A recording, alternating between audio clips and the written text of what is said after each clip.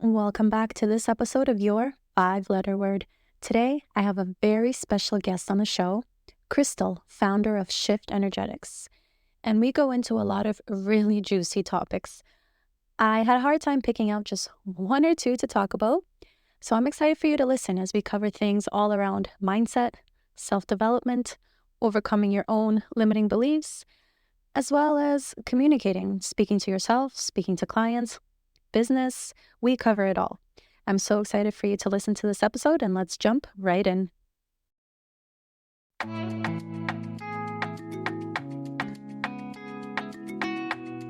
Welcome to Your Five-Letter Word. I'm your host, Christina, and in each episode, we explore how intentional communication and a strong mindset can transform your business, your relationships, and your personal growth. Whether we're covering communication strategies or sharing tips to shift your mindset, this podcast will help you learn to create more meaningful conversations in your life so that you can deepen your relationships and grow your business. So sit back, relax, and soak in the insights as we dive into today's conversation. Thank you so much for being here. I'm so excited to have you. Could you tell us a little bit more about who you are, what you do? I'm a former access consciousness facilitator turned coach. I am in the process of choosing whether or not I'm a full-on business coach or if I'm really facilitating people to create lives that they love. So watch this space. But I've been facilitating consciousness for a long time, and I really empower people to know that they know, to create a life and a business that they love, and to thrive. Nice. I love that. What does authenticity mean to you? Oh, I have a few takes on it. One, I think it's a little bit overused right now, and I don't know if we really know what we're saying when we say authentic anymore. To me, it's being me. And that's so broad, but that's because I'm broad. That's like I can run every single spectrum and gamut and thing, but if I am not being me, that's when everything in my world gets crunched up. So I guess simply put, authenticity to me is being myself. I think a lot of us try to go define ourselves so that we can be ourselves, so that we can find ourselves, so that we can do ourselves instead of just allowing ourselves to be. And that's really kind of been my journey over the last 10 years. But you asked another question that I can't remember now. Yeah. What's your journey been like finding yourself and really finding what it means to be you? Because I like how you said it. We all look for definitions and labels and like boxes to put ourselves in, and then that almost defeats the purpose. It completely defeats the purpose, but we're not trying to do that. I think we're just trying to find some sort of solid ground to stand on. I've been a seeker my whole life, for sure. I'm going to be 50 next year. But the last 10 years of my life, I really went after consciousness, and I didn't know what that was when I found it. I was just trying to be happy, and I wanted to have good relationships. Those were my two asks. And at the time, I was really, really emotionally volatile and just very depressed, anxious, suicidal, freaked out about life, overthinking everything.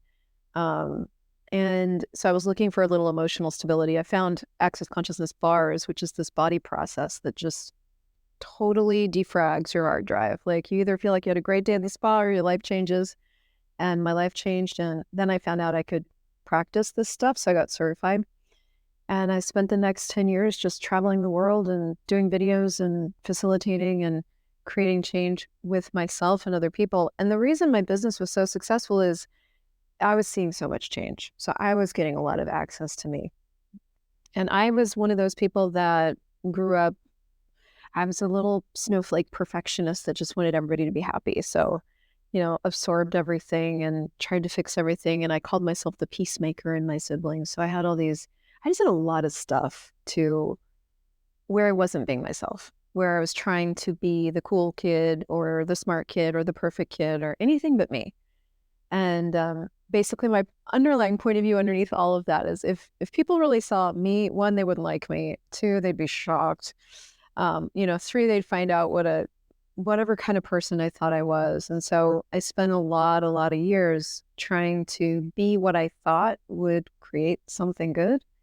And turns out people choose what they choose, and it had nothing to do with me, really. And I could just be myself. But yeah, the last 10 years have just been like an unlocking of that. How can I be more me? How can I have more of my voice, be more of the energy that I am, not stop myself when I'm worrying that I'm being too much, just allow myself to be me in whatever space and energy that I am. So it's been a big journey, actually, especially the last 10 years. Yeah, you said some really good things in there. Starting with the idea of, I feel like many of us go down this journey thinking we're looking for one thing, and usually it's something small, intangible in a sense. And then we go down all these other ways that we never expected. Um, but also to your point of growing up and putting yourself into all these boxes and labels and thinking it's through the external validation and through other people's perceptions of if how we're putting ourselves in these boxes is valid or not. And then that gives us our sense of self. So I definitely identify with that. I had a moment when I was in grade 5. So what is that, like 10, 11? Where a teacher came up to me spontaneously and was like, "Hey, you look like you can run. We're short someone on the track team. Do you want to do the 1600-meter race?" And I was like, "Sure." And I went home to my dad and I was like, "I'm doing this. Like, what am I doing?" He's like, "Oh, you're going to go and you're going to sprint 4 laps around the track." Cool. And No point in meeting a sibling. Like, you say, what is this? yeah, I was like, all right. At that point I had a semi-identity as an athlete. So I was like, all right, cool. I'll train for this. But it was in that moment that everyone else is like, oh, okay, Christina's a runner. And then the rest of middle school, high school, everyone was like, Christina's a runner. Yes, I'm a runner. So there's a lot to that relationship. Totally. Yeah, my mom did that for me in regards to, she would always say what a hard worker I was. You're such a hard worker. And I got so much praise for that. I didn't even know till years later. And I'm still unraveling that in my life. I got so much positive. The way I would talk about it with access consciousness stuff is I got so much positive judgment for it, meaning it wasn't, I think we assume that judgment is negative, but you can have positive judgment, which actually sticks you harder because you're like, but I like this validation for this thing that's killing me. And so I would always go after working hard instead of working easy because you don't get praised for working easy, I feel like I'm a little bit right now. Positive judgment. Yeah, no. Same thing for me. It's I would get, I don't want to say paid, but for every A that I would get in my report card, Yes, here's $100. Completely driven by, I want that money. I think so. Totally. Yeah, no, that's definitely a good mindset shift, even for me. Yeah. So thank you for that. Yeah. So then going through this journey and embracing your authentic voice, finding your weirdness, how has that transformed? Yeah. But what's the shift you've seen in your own, let's say, approach to business and the results you're getting in business, just embracing that, weirdness, as you call it? Well, I would say it's a process. So I think I have to answer this sort of circularly because, when business is a great facilitator of self. As soon as you start a business and you have an idea and you're like, this is going to be a good idea, and you get out in the marketplace and you start creating content and putting stuff out there, you all of a sudden learn it's not just about having a good idea.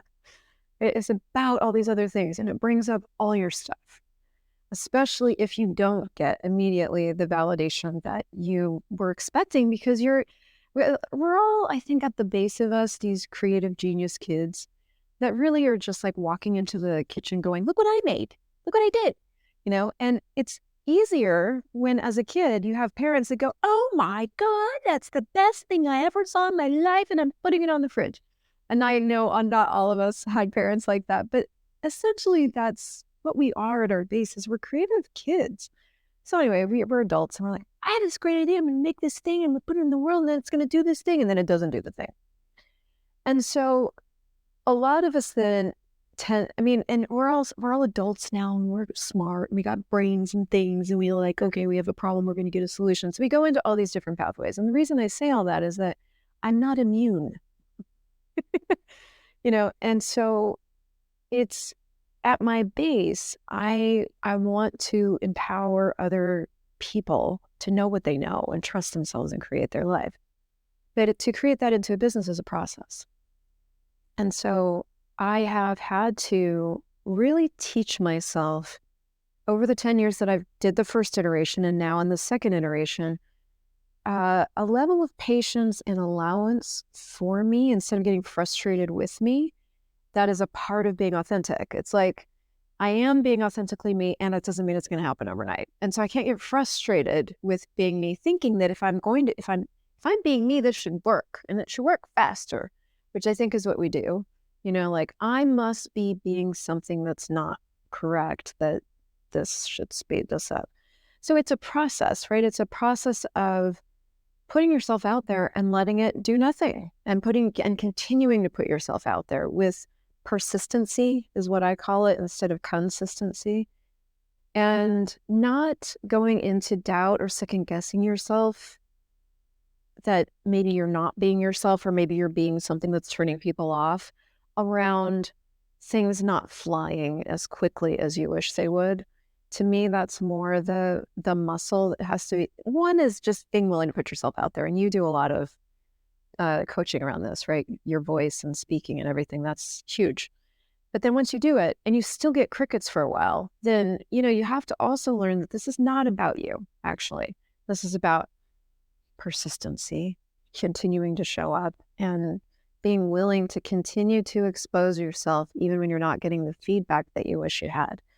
And so it's a process. So what I'm discovering is that it's a process, and that it does work if you don't give up, and to just, it's like to really trust myself and trust when something needs to slightly pivot, or when I need to slightly adjust my strategy, or when I need to slightly adjust, you know, some facet of the business building process that doesn't have anything to do with who I am. And that's, to me, is the separation we need to make in business. Is like, there's who you are and you're the gift. And then there's how you package it, and the strategies and the workflows and the things that build the business side of allowing people to pay you for who you are. And if we merge those two things together, I think we get a little trapped. But if we can recognize there's skill building and there's being, and they aren't the same universe, they're just complementary universes that help this thing called business come into the world. So that's my long-winded answer to how's it going. It's going, and I'm in it, and, you know. Yeah, no. I think genuinely you hit the nail on the head there, because right now, all the talk around manifestation and get into aligned action, and all the talk around, you know, you have to be authentic, and when you are yourself, you're in alignment and everything will flow. Yeah, and there's so much advice like that out there that I absolutely love the way you said it. Who you are and who you are in your business is separate from how you're running your business. And if you have the wrong marketing, the wrong copy, as I'm learning, the wrong copy on your website, the wrong strategies, like, you could still be fantastic. People just don't see it. Yeah. And each of us, speaking of being ourselves, we each have a different way that that's going to work for us too. You know, like, you've got small children. I don't have small children. I might have more bandwidth for certain strategies than you do. You also might have different abilities. You do have different abilities with things than I do, meaning business is going to create for you in a different way than it's going to create for me. So there's also this thing about being ourselves where to me, it's the lost art of creating something in the world. We're really sold in business that there's an answer to things, like there's a problem and there's a fix.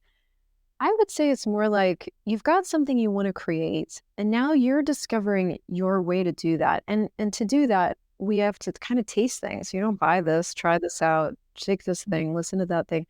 We're more like weavers and synthesizers than we are computer programmers. Yeah, I think that's a very beautiful way to put it. And what I'm thinking of is, like, if we were all to go to a buffet, we'd all sample slightly different things and end up with a completely different dinner on our plates, but be fulfilled through what we we would have all had dinner, but it would have been a completely different dinner. Yeah. You all do. We had dinner. So one might assume you all had the same thing. No. Totally different. Yeah, I love that. All right. If you don't mind me asking then, walk me through a little bit more. Tell me more about how you help your clients go through this process. Because from my perspective, it's like such a fundamental thing to understand about yourself and really, on the one hand, separate yourself from your business. And then on the other hand, like you said it so beautifully, merge the two in a way that works for you. And you're like, well, it's not a linear process. It's essentially like, who do I have in front of me and what are they, we start with the struggle, right? Like, what are you really struggling with? What's really sticking you? Because that's the pain that's brought you into like red, white flag, help, So let's start there. Yeah. And then it's like, okay, cool. Let's look at that. What are you? And so I usually start with asking people like, what are you aware of? Because usually we are aware of something right in the back, something, but we either need someone to bounce it off of, or we need someone to ask us or to remind us that we're aware, or we just need that outlet, the person who can actually receive what we're aware of to know it. So I'll usually start there. And then we just kind of look at things. Well, what's really working? What's really not? At the point where something's bugging us, that's usually us aware of something, not a problem. And I really like to distinguish those two things. We don't have problems really. You only have a problem when you invent something into a problem. Otherwise, it's just something that's occurring. It's like, I'm doing this thing and this other thing, and this thing is either not or is occurring. Okay, let's look at the thing. What is the thing? So we start with that. Like, what is it? What can we do with it? Can we? And so we'll ping ideas. I do a whole range of things from like brainstorming with people to clearing energetic blocks if we need to do that, because sometimes that's happening. Sometimes you're out in the field and you're just screwed up by beliefs you've got, and it becomes obvious in our conversation. We'll do some of that. And other times it's just really asking you questions, well, what are you aware of? What do you know? What are you sensing? What's working? What's not working? And a lot of times clarity emerges just from being willing to get present with everything. And then having a thought partner, going, okay, cool, I've been in there. Let's look at this. Is it? And so you'll ping ideas and see, is it this? Is it that? Have you tried? And something will then fly. Something will pop and energetically kind of take off. And then that person is unstuck and, able to go the next distance. So it's a really organic process. I love that. I love that.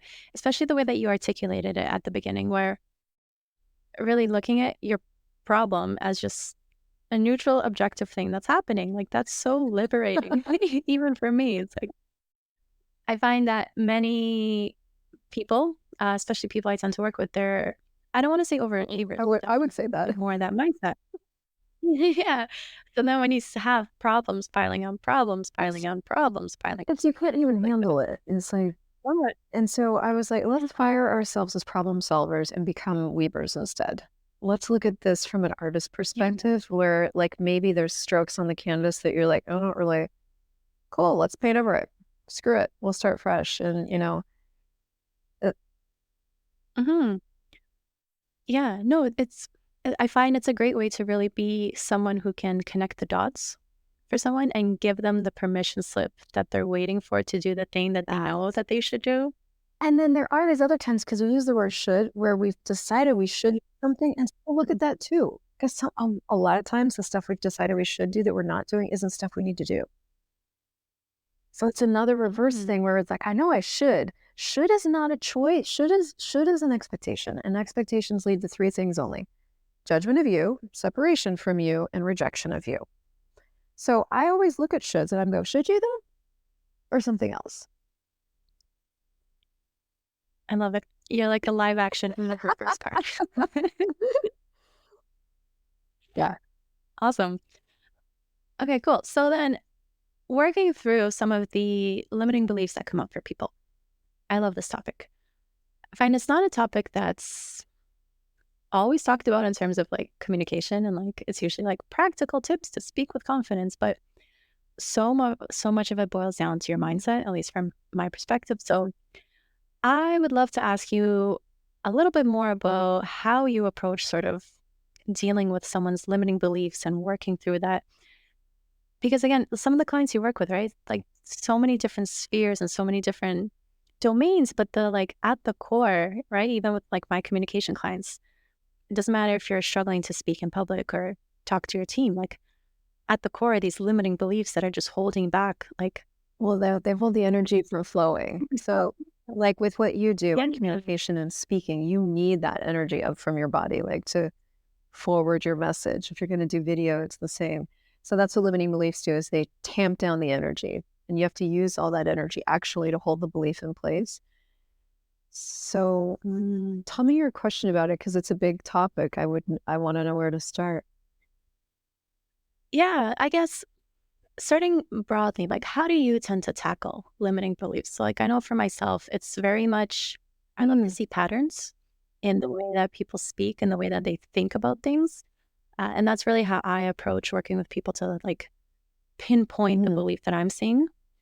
Just whatever your sort of process Well, is for again, going about it. it's a little bit organic, but I would say that the high level is I recognize that we all have them, and that when I'm working with somebody, if we keep one of the indicators, obviously, the belief is if we keep returning to the same thing. You know, you'll hear somebody say the same thing, like even once I can pick up the energy, but especially if they say it again.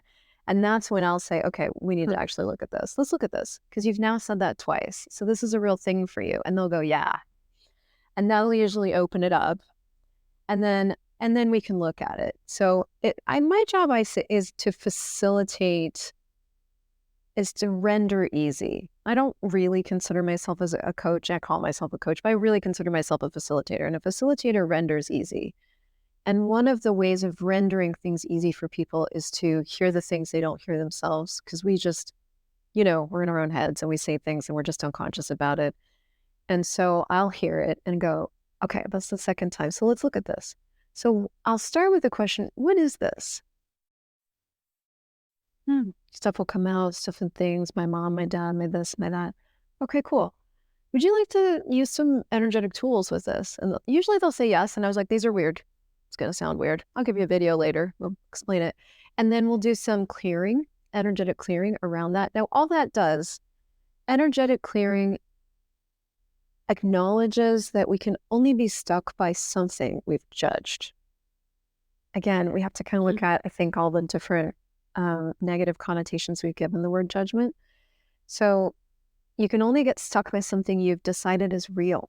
And that's what judgment is. Judgment is this is real and this is bad. Or judgment is this is real and this is good. So it's polarity. It's either good or bad. So that's where limiting belief comes from, is from a polarized point of view in either direction. And most of the time, limiting beliefs are completely absorbed as reality. So like what I describe is when we're little, we grow up in these soups. Like your little ones are in your soup now. How did they get so lucky? My little soup, growing up was my poor mom. She was 21 when she had me. My dad was 27. They didn't know what they were doing. And here I come, this little bundle of, she's just out of university trying to figure out how to start a business as a piano teacher. They're broke. So they fight all the time. And then she gets pregnant again and has 4 more kids. So this is a lot. So my soup was like fighting and scarcity and also strawberries and bread. Like there was great things, but there was a lot of stuff I picked up on as reality. It's just real that money is scarce. That's just reality. I didn't have a question about it. So most of our limiting beliefs come in as presumptive reality, like we presume them to be true because we grew up with them, because it just is true. And those are usually the things we're just functioning from and can't seem to change because they're presumptive. They're like, of course this is true. We all know that money doesn't grow on trees. And I'm just using simple examples, but most of the ones that stick us aren't that simple. They're simple, but they're so much a fabric of our reality that we don't ask them any questions. So that's my job, is to just go, okay, this thing, tell me more about that. And then that's when it starts to unravel. As soon as you get present with something, it will expose itself as true or not true. If you ask something, are you true? And it's not, it will disappear. So that's the cool thing about beliefs. Yeah. Okay. A couple cool things I heard for sure. So to your point, we're growing up in our soups. Typically, from my experience, we're in our soup, but the environment that we're in is a very similar type of soup. So if we are growing up poor, usually the people around us are poor as well. Soup families. Which then, yeah. But then you're reinforcing the belief that, well, this is the soup for everyone, which makes it that much harder to question the reality. And to your point, I love it. It's true. We don't question it anymore. And then I find it's this weird disconnect where we see examples of people who are in a better A soup, different a soup. healthier soup. That's a chunky soup. That's a normal soup. That's a... Yeah. And yet we don't really question why we're not in that. Exactly. Because what we've understood is that our soup is reality. And that's really the work that I do with people, is like I loosen what you've assumed is reality. I facilitate the loosening of what you've decided is reality. And so that you can create your own reality, because that's what's really possible. But I didn't go to that school, so, I've had to teach myself. For sure. No, but it's such an interesting duality that we're able to hold this idea of like, we're always so attached to our reality while still acknowledging like there's these better realities that other people are having, but not like, it's so hard for people to merge that. So my question for you would be, for someone who's in that position where perhaps they're at the point where they're like, okay, I know I have some limiting beliefs. I know my soup is expiring, for lack of a better word, but they're stuck. What would you recommend for someone who's in that position and how to really work through something on their own? Well, first, I would encourage you that you don't have to do it on your own, because it can be challenging, but I'll give you a little self-process. You can only be, so the first thing you want to discover is like, what's sticking me? You want to ask yourself a question, what's sticking me? Where am I stuck? Not where, don't ask where, that'll be confusing. Just ask what is sticking me. If you ask that a few times and you just stay present with it, you can even journal that if you want to, if you're on your own. You're going to find out what's sticking you. And so right at the bottom of that journal exercise or whatever exploration you do is going to be the thing. And it could be so many different things. I hate my job. I don't want to be in this relationship anymore. I want to build a business, but it's not working, or I wish I had my voice. I mean, it just could be 82 million things. What's sticking me? So then once you have what's sticking you, the second question is like, well, what do I want to create? Essentially, what do I want? So I know I'm stuck, but what is it that I'm looking at that I think is better than this? What do I want to create? What do I want to have? And those two questions alone could be a bit of a process, because you might not have really asked yourself that. And the reason I start there instead of what are your limiting beliefs is because if you don't know what you want to create, it doesn't really matter what your beliefs are. Your beliefs are going to get exposed in the process of creating what you want to create. You think you want to create a business? I say do it. All your stuff's going to come up in the process. You will not have to invite it in. It will just be there, because that choice to create something will facilitate you becoming more of you. And when your beliefs are coming up, that is you becoming more of you. That is the stuff that would have held you back before coming up going, roadblock. And you're like, and now you're willing enough to have this new thing that you look at the roadblocks and you're like, am I going to stop here? Am I going to build a house right in front of the road? Maybe not. Let's deal with those. So then let's just say you are aware that you have some. You just want to sit with, what's my limiting belief? And you want to ask it, are you real? Are you real? Yes or no? Are you true? Yes or no? It is simple. So simple. And it might be some of the deepest work that you ever do. And that's why I find it helpful to do it with somebody, which is the only reason I said it, because it is sometimes the hardest part about this work is the muscle of being brutally honest with yourself, because we've really developed this way of kind of overrunning that. And also, we're just so smart. We can just talk ourselves out of anything. Well, that's why I ask what your advice is, because for many people, the DIY approach is the very first and only approach they would like to take, right? Because we are smart people who can figure it out. But I love your point, because it's true. When we sit down and we actually ask these questions, the answer is likely not going to come up from my experience, because it is a limiting belief, and we're not going to just acknowledge it. Exactly. It's the layers. It's the 5 why approach, right? Okay, why do I believe this? Okay, but why do I believe this? Okay, but why? And so from my experience, I find there's quite a lot of resistance to that initial self-discovery and opening it up, and really, it's quite a process. And I find it. I'm just excited. Yeah. Yeah, no, it's a process. And also it's like, I know for me that a lot of times we are facing these really uncomfortable self-beliefs, like stuff that we're pretty sure is true. And so we don't want to look at it. So to force ourselves to look at it, and we know we need to, but we don't. So then it's so easy to keep ourselves distracted with social media and kids and family and life. And like the distractions in life are never ending. So that's the thing about having a person is just like it kind of forces you to get present with it. And the beliefs that I've shifted that have changed my life the most are the ones that I was 100% sure were true. And they hurt me badly, that it was so painful that it was true. It turns out when I got present with it, it wasn't true, but I was so sure that it was true that I would not look at it. And so, there's just been a lot of that over the last 10 years. So if that's you, if you're in a process and you want to self-do it, do it, because there's a lot you can get to. But if you know there's something you can't get to, don't be afraid to reach out, because there are people that can get present with you and not judge with something that you're sure is true. It won't be. But if you need to face it and you need that energy to dissipate, like that's what I'm saying. Don't try to do that by yourself. Yeah, no, I agree with that. I mean, my journey started very much with the DIY approach. And it was several years in the space of the DIY. And like, I now refer to it as the gray area. I don't know if there's a like actual term for this, but what I find is like you started and you said like you have this like one little tangible thing that you'd like for yourself. And so you start this process of self-development and digging deep. And the more you get, the more everything starts to unravel. And then I find you get to this area, like this gray area where you're like, I'm tired. Like, I'm not where I want to be, but all this self-development is exhausting. And there's so much more than I thought. And like, what did I do? I know back to the old life because I can see how wrong it was. I'm not at my new life. And you're sort of like in this gray area of like, I call it the messy middle, where you've left the shore of your old life and you're not at the new shore yet, but you're right in the middle. And it's a lot. yeah, it is. I call it like the gray area burnout because you're just like, I didn't know I was so terrible. Like, what do I do?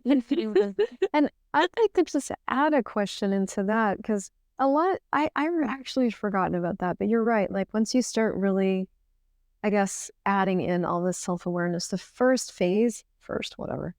phase, is that your first thoughts are usually going to be, wow, I didn't realize how terrible I am.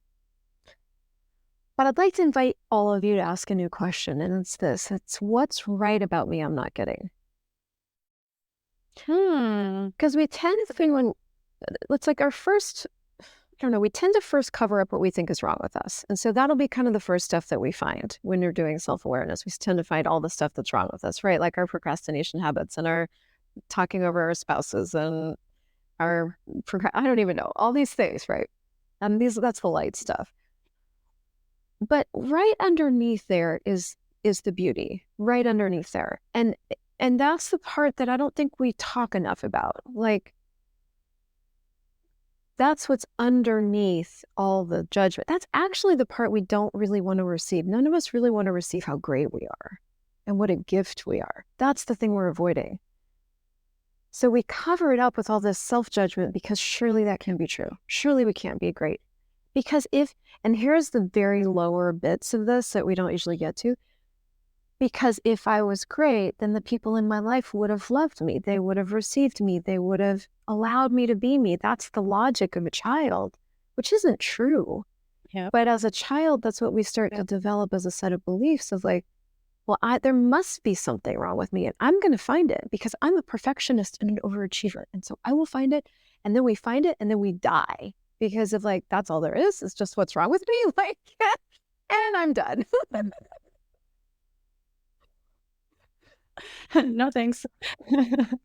Yeah, no, it's a good point because also it's like the years, if not decades, of layers building up of being, your boundaries being overcrossed or mistreated or someone saying, I love you and then treating you poorly. It is hard to get to that place of like, well, if I am so great at my core, not only like, how did this happen, but like, how did I allow this to happen if I was so great? And it's a very hard place to be. Even true. They're not partnered together. They're not married, those two things. You're great and people are crappy. And they're not married, but they feel married. That's our biggest challenge, I think, is unmarrying those two things. Like, okay, and it circles us back around to where we started of being ourselves. What's it going to take for me to be willing to be me and let people be people? And a lot of these people are the people closest to us. I think that's probably the people we have the hardest time with, because we've put so much meaning onto their receiving or no receiving of us. And usually it's no receiving, unfortunately. So that's been really meaningful. That's been really hurtful. That's created a lot of these things and stuffs we had to overcome. So I think a lot of our work is to unglump those two things and really look at what's it going to take for me to be willing to be me without any validation from anybody, especially the people that I have made the most meaningful in my life. Yes. No, actually, that's a very important point I want to emphasize more, because what I find also is the people closest to us, we have the most expectations, as you said, but they have also placed us within their expectations. And so what ends up happening is when we are working on ourselves, they're usually the biggest critics and the most judgmental of us. And that fact alone is very hard to reconcile for a lot of people, especially when you're in that, messy middle and you're like working on yourself. And it's like, well, why aren't you supporting me? Like, why aren't you seeing the vision that I'm seeing and the growth that I want to experience? And how dare you, in a sense? And it's a very difficult place to be in. And I find that for many people, it's hard to push through that, because you expect the people closest to you to support you. And when they're not, and you need it the most, it's quite a challenging transition, I would say. But just to wrap up on that point, from the other end, what I find is the people on the other hand who are not supporting you, who are your closest people, they have a perception of you. They have put you in a box, and they have, beliefs around what your relationship has been like and what it will continue to be like based on what it's been. So when all of a sudden you're shifting, that is completely threatening to them and going outside of their, comfort zone in a sense. And that's where all that fear and criticism comes through. And so what I like to say to people when I work with my clients is, as you're changing and as you see these things for yourself, you can almost anticipate the people closest to you not supporting you. And you almost have to just brush it off a little bit and move on and be your own internal supporter until you get to such a point of changing that they have no option but to recognize you for the change. Yeah, and I can tell you from experience that doesn't always happen either. Not to put a damper on the conversation, but to support your point of you really do have to discover in yourself a willingness to be you regardless, because it doesn't always happen. I am close with one of my 4 siblings, and the rest of my family is estranged. They just do not get me. They don't grok me. They don't get me. They don't support me. They don't approve of me. And so, for me, the hardest part of, we talked about being brutally honest and, if you don't fret, if you need a person to help you do that, because the hardest thing for me to face, I did not want to know it, was the unkindness of the people around me. I didn't want to know that was true about them. I really wanted to believe that I was the one with the problem so that I never had to face what was true about other people. So that was harder than probably anything else. So that's another reason we layer self-judgment and beliefs on top of ourselves, is so that we don't have to face what's really true. Because what's really true sometimes isn't that pretty. So it's just a part of the process. And I'm not sure how we segue out of that now that I've said it. Yeah, it's true. But it's it's to your earlier point, right? As you're sitting there doing the journal work, you need to find something to motivate you towards the change. Right? Something that's so much bigger than what you're even willing to let yourself believe at the moment, that it propels you through the messy middle and all the discomfort that comes. I don't know. It's a hard place to be, for sure, because it's motivating on the one hand to have this big vision, but hard all on its own. And you know what I have to look at? Maybe this will help you too. It helps me. I read a little thing in a book somewhere that's not helpful, but it was about I think it was from Gary Douglas. I studied him for a long time, where he was changing his life. He had been a real estate agent for a long time, making six figures, and then I think the market dropped out, and he got to this point in his life where he was around my age, and he was like, okay, well, I've done it all. I think at that point he'd been married twice. He'd had 5 businesses and done everything. What else is possible? And one of the questions, he asked himself a few key questions, but one of them was, what would be rewarding for me? And that word has always stuck with me, because when you are really leaving the shore of your old reality and moving towards the shores of your new reality, or you're forming your reality, which really is more of a spacious thing than a water thing. And it doesn't have a lot of form. It is uncomfortable. You're learning a lot. You're changing a lot. You've lost your reference points a lot of times for what should be or is. You're creating all of it. And so the rewarding part has really kind of been a North Star for me, because it might not be easy in the moment, and it might not be incredibly fun in the moment all the time, because you are starting to face being honest with yourself and, learning new stuff and being awkward and all those things. But it might be the only way you can choose to live. Because when I look at, I was talking to my brother the other day, and he said, and we're probably the most similar, but he said, but you have an insane ability and tolerance for risk. I thought, you're right. I can kind of leap off cliffs. And I keep doing it.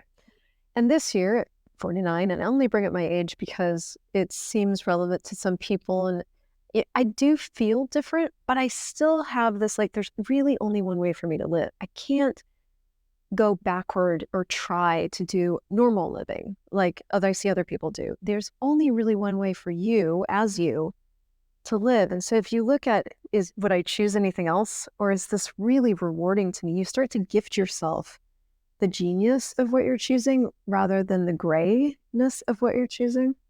Yeah. Yeah. And the permission slip that we all need to really muddle through. Awesome. Okay. Well, yeah. Okay. So you developed Shift. Could you give us a high level overview of Shift? Yeah. So I was just trying to look at, how do I put words to an energetic method that doesn't really have words? And when I came up with the title Money Shift, which is going to change this week, I got a little more clarity. And this is the art of business. You form something, you get awareness, you go into it, and you iterate. So I'm definitely in the formative, stormative, iterative phase. But what remains the same is the way that I work. So Shift is to study your true operating style. So you really want to start really noticing how you function, not as something that's wrong with you, but as something that's right about you. I'm going to pause you there. I absolutely love that, because as someone who considers themselves to be a high achiever and having gone through graduate school, having 2 kids and running a business and all these things, productivity is something that you dig into, and everyone has a lot of similar advice that doesn't work for everyone. And so what I found for myself, what really, really changed the game, was understanding that I am different in the way that I work. So one thing I started doing is really tracking my natural energy levels. Right? So for myself, I get up, I have to get the kids ready, drop them off. It's a whole whirlwind is just how I think of it. And then I need to sit down and have a cup of coffee and really mellow out before I can work for, a period of 2 hours, and then I crash. And so just understanding that, I used to feel a lot of guilt around well, this is not the way to be productive. I will not be successful. Other people are working 9 to 8 and right? So giving myself the freedom and the permission to do that alone, just those little tweaks change the way that I'm approaching work. But then the other thing that I realize is for anyone who's into human design, so I'm a reflector, and I'm very much ooh, all over the place. And so schedules are really hard for me, because even if I plan to do something, my mood will change, and I'll be I don't feel inspired to do that thing anymore. I want to do this other thing. And so forcing myself to work and go through these periods just burnt me out for a very long time. And so, yeah, to your point, like really understanding how I operate, it just gave me so much freedom and like that permission slip. It just really gave me that permission slip to I function love how I that you like to. discovered that on your own. That's what I would call an incredible amount of allowance for yourself, and that's really what this uh, pillar of the method does. Is it starts to generate in your own world allowance for you. And allowance is different than acceptance. We've really been taught that acceptance, that you have to accept yourself, which is kind of thuddy. It's kind of like it's got a negative connotation that I just have to accept this about me. But allowance is where everything's just interesting. I'm just an interesting creature, and instead of judging me, I'm going to observe me.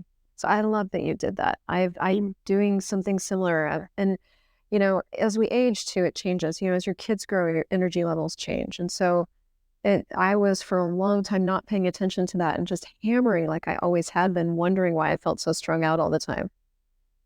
Energy levels have changed. And so I need to navigate my life different. So it's just about studying what's right about you and how can you use it to your advantage. Yeah.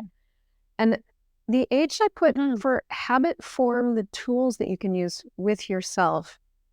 And the reason I put habit form is it's not entirely accurate because, but it's like having a big enough base of tools that you can use with yourself for the things that really do stick you.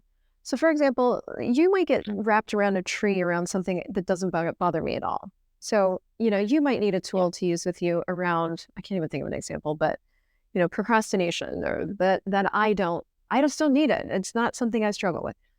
But it's like, because you've been studying yourself and you kind of get the way you operate, you have more information and self-awareness to know where you get stuck and on what you tend to get stuck and how you can work with yourself to either unstick it or just have allowance for being stuck. So that's what I mean by habit forming. It's like with this new information of yourself, you can kind of be strategic with the tools that you leave in the room for when you might need them. Yeah. And then in the I, am I talking over you? I had to change the screens. The I is invest in asking the right expansive questions. So questions open up space. Answers close down space.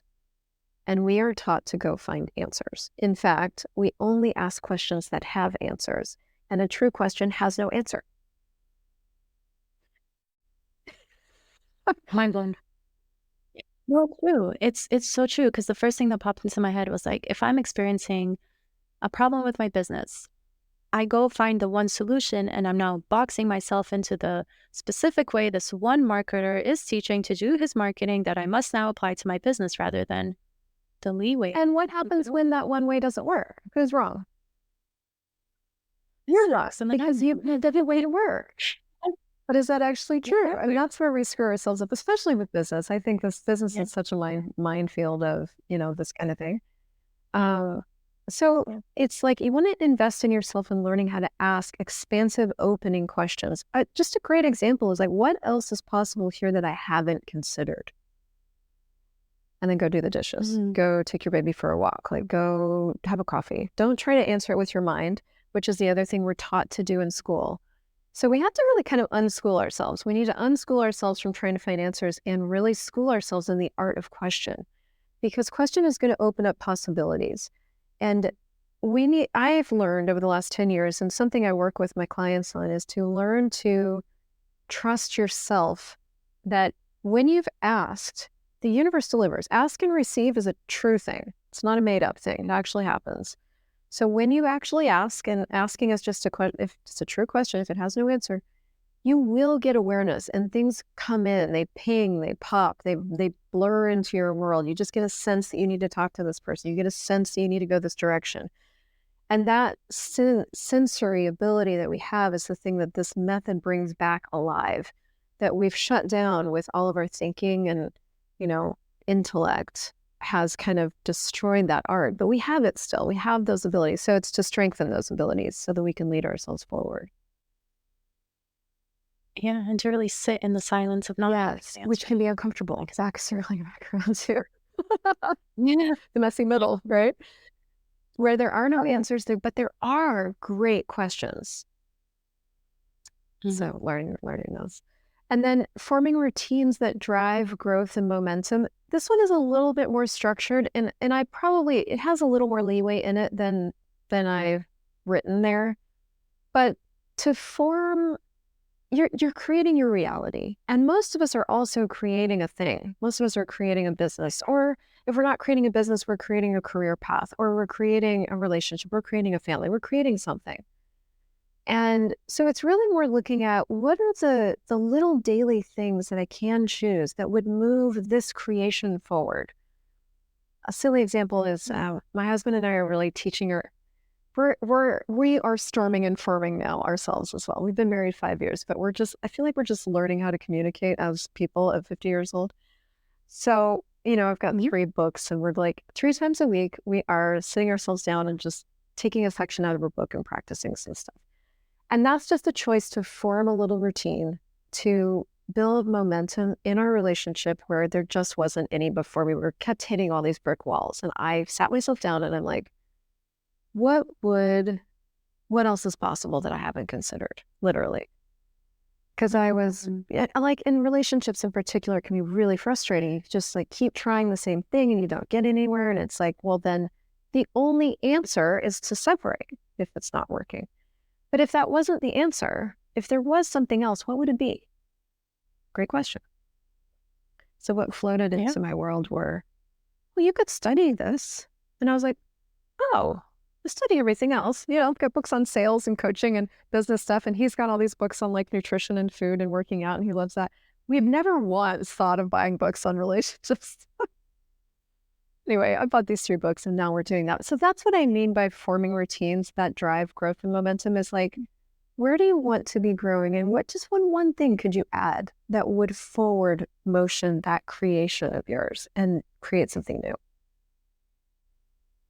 I love that. I feel like what comes to mind for me, like exercise and fitness. If you want to run a marathon, you can't run for 10 minutes once a week. At the very least, run 12 minutes the next week, right? Like you have to have those habits and those routines, and building them up is so important because otherwise you lose all momentum and all progress and then spiral even worse than 100%. when you started. To circle back around to something you said about, noting your energy levels, it's also recognizing that there are seasons where routines are going to go out the window. Having babies is a great example of that. I am sure you have stories. For us, it was international moves. We did 5 international moves in the last 5 years. It was so much. For me, perimenopause has been a lot because what you based your knowledge of yourself on has literally fundamentally changed.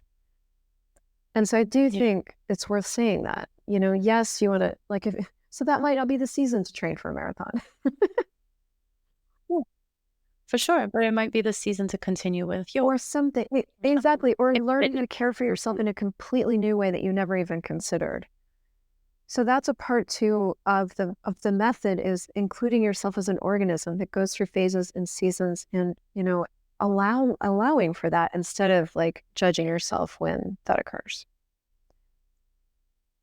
That's beautiful. So yeah, and then the last one I put is just teach yourself to embody money in every decision. And I do this really cool workshop called the How to Become Money Workbook. And it's about becoming money, but it's not what you think. It's like all of us have these really fixed ideas of what money is. And money is really just where you're being you, the power that you are, the creativity that you are, the knowing that you are with all of your senses, willing to take total leadership of your life. And when you choose that, everything can show up when it can and how it can. So there's my word. Yeah. Love it. I love it. I want to say minimal familiarity with the concept of becoming money, but anyone interested, I would definitely recommend checking it out with Christel. It is quite the interesting concept to go through. I won't say it like that. We'll leave it there. Yeah. Anything else you'd like to add or touch upon? I don't think so. I mean, thank you for this conversation. Okay. Wow. And before we wrap up, what would be your 5-letter word today? Shift. I would just say, what would it take for you to know everything to shift? If you didn't have to hold anything in place, you didn't have to hold you to any standard, if you didn't have to hold the past in place, if you didn't have to hold a future in place, and you could allow everything to kind of move like the earth does. The earth is just a bunch of tectonic plates always moving. What would that loosen up in your world? What would that give you access to? What choices would you have available? And what permission to be yourself would you have the freedom to choose? Yeah, I love that. Okay. For anyone interested in connecting with you, where would you recommend they find you, or what? Well, you can find me on LinkedIn. You can find me on YouTube, and you can go to the website, ChrystelJoyCrawford.com. My name is spelled Christ-E-L, Joy Crawford. But yeah, I'm all over social, Instagram, Facebook. Perfect. And I'll link all of those in the show description. Awesome. Any final words? Thanks for being amazing. All of you listening and you. Oh, thank you. Yeah. Thank you so much for being here. Thanks for tuning in to this episode of Your 5-Letter Word. If you found this episode helpful, please share it with someone who might need to hear it. And as always, I love to hear about your breakthroughs. I'm here to serve your soul a cup of peace and a slice of joy. Until next time, take care.